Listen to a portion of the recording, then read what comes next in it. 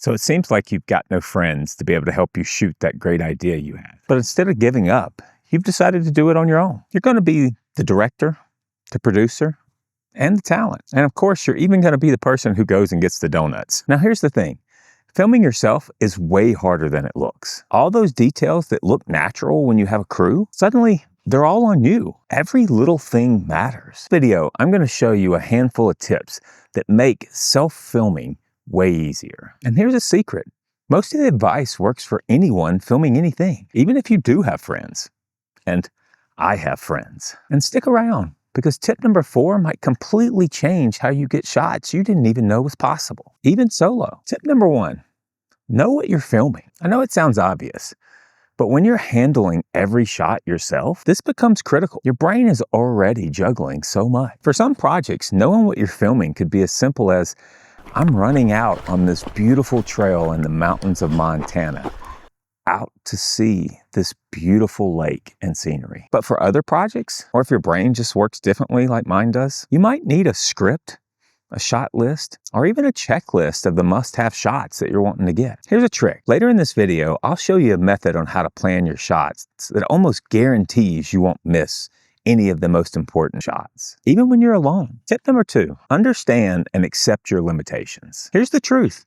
Shooting alone is hard and limiting. You're carrying all the gear yourself, and moving the camera while you're in frame, that's just not going to happen. Audio, focus, time, all of this is ticking away. But here's the flip side. Limitations can spark creativity. And by the end of this video, I'll show you how to take your limitations and turn them into some of the most cinematic shots you've ever gotten. No expensive crew required. Tip number 3, bring the right gear. And I don't mean everything you own. You need just enough to get the shots without killing yourself. Today, I ran 3 miles with my dog Moose just to get to this lake. And so I needed the gear to be as light as possible. I only brought with me today my iPhone, a mic, a monopod, and a shot list. Yeah, I said a shot list. When you're having to do all the jobs yourself, you don't want to get this far out here and forget some of your shots. I'll also show you later how a tiny little camera that will help you capture shots that a big digital SLR could never do.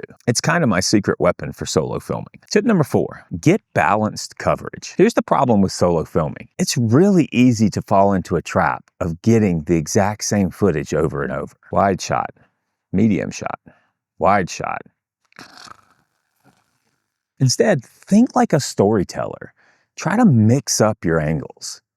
Shoot a wide shot, then a medium shot, then go to a close-up, or details, or even a point of view shot, and mix it up and keep it going. Later, I'll show you how to make a single shot look like multiple shots magically without anyone else helping you. Tip number 5, manual focus. Trust me, this changed the game for me. Autofocus might seem fine nowadays on the newer phones, but trust me, sometimes it can pick the wrong thing or even change within the shot, and you don't want that when you're out like this shooting. One of my favorite things to do is to set the focus and then walk into the frame out of focus, come into focus in about the middle of the frame, and then leave the frame out of focus again.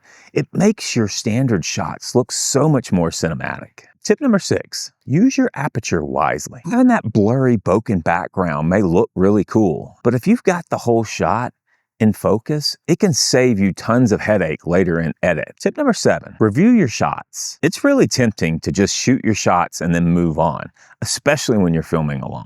But missing 1 or 2 key shots can break your video or cause you to spend tons of time in editing later on. Take just a few seconds to look over the shots after you've shot them.